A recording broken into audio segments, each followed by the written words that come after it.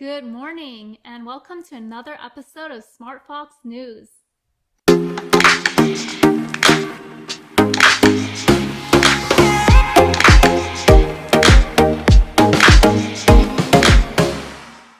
Kim here, and for today's segment I want to show you a little bit of my trip to Sequoia National Forest as well as Kings Canyon. So for today I'm going to start off with Kings National Forest. So for Kings National Forest, what you're doing is you're coming up from maybe the Fresno side of California, and then that leads you into the entrance. And first is Kings Canyon National Forest, and then it goes to Sequoia National Forest. It's a whole different feel than Sequoia National Forest just because of the shadow over the mountain, as well as the different trees that you're experiencing there. There aren't really sequoias on that side of the mountain, but there's very beautiful views over the mountainous range, as you see here. This is one of the overlooks that we stopped by. It was pretty packed too.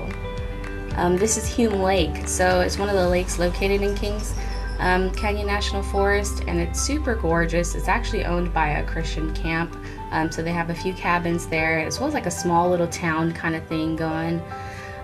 This is one of the roads that we shouldn't have taken. It did give you warning signs like snow may be deeper than it appears. And we saw cars coming down, so we thought we could do it, and we had a 4x4 truck and everything, but it just got to a point where things got creepy. The sun was going down. There was an abandoned RV up there on the road, not on the side of the road, and it's just a two-way road, you know. So abandoned RV. My friend got off the car to go see if anyone was in that RV or the Subaru that was stuck there too. It didn't look like they knew each other. Like the Subaru persons didn't own the RV. It was a small Subaru, and it was a very long RV.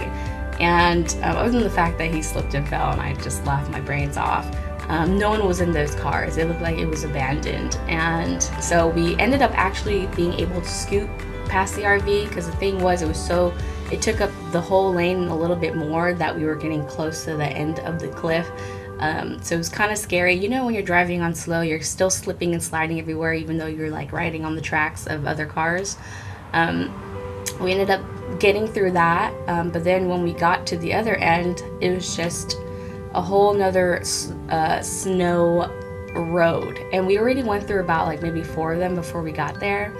But we're like, oh heck no, you know, if the Subaru broke down, if this RV broke down, everyone's giving up, we're gonna give up. So we ended up making a U-turn. One of the other highlights of visiting Kings Canyon National Forest was actually going to go to the third biggest tree in the world, if not the third biggest sequoia, and that was General Grant. The trail was maybe about maybe a mile or so, or a little bit less, and you can go off trail and visit, you know, just a little bit more of the nature scene and such. But it was a magnificent sight. It was super humongous. Like when you put your body against it, you're like, man, I didn't even know trees could be this big. That's not in cartoons. But it was great. And you also come across a fallen sequoia tree, which they kind of carved out in the inside to make it like a walk-through tunnel, like you can see here. And that was interesting too, to even be able to use like tree trunks, you know, like it could be like a house type. That's how big those houses were.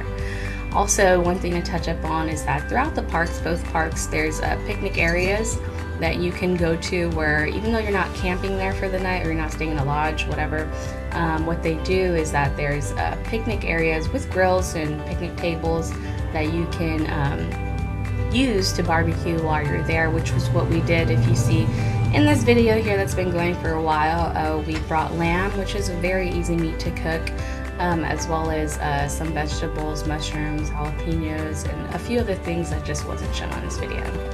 So thanks for joining me for part 1 of my spring break trip to Sequoia National Forest / Kings Canyon, and I hope to see you next week for Sequoia National Park. Tracy here with the latest news.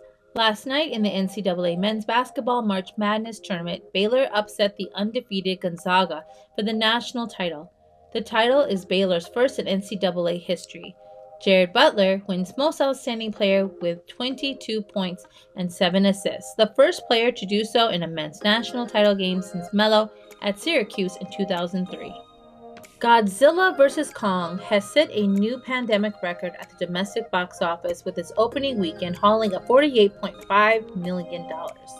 Godzilla vs. Kong outperformed the prior record of $16.7 million set by Wonder Woman in 1984. Tom and Jerry still proceeds to hold on to the third place spot with $14 million. In addition to earning the largest opening weekend, Godzilla vs. Kong also accomplished new pandemic records in the most extensive number of locations for the essential opening day, being 3,064. On Wednesday, 9.6 million, and the most significant single date was Saturday at 12.5 million. The personal data and phone numbers of over 533 million Facebook users were leaked on a low-level hacking forum. This exposed data is from users of 106 countries, including over 32 million records on users in the US, 11 million in the UK, and 6 million in India. The data leak contains phone numbers, Facebook IDs, full names, locations, birth dates, bios, and email addresses. Fortunately for those who have previously changed their data, a Facebook spokesperson told Insider that the data was scraped due to a vulnerability that the company patched in 2019. Despite the list being a couple of years old, Facebook users need to be aware that there could be a higher risk of cyber criminals using this personal information to impersonate them or scam them into handing over login credentials. That's all for SmartFox TV. This is Kim, and thanks for watching SmartFox TV. Stay foxy!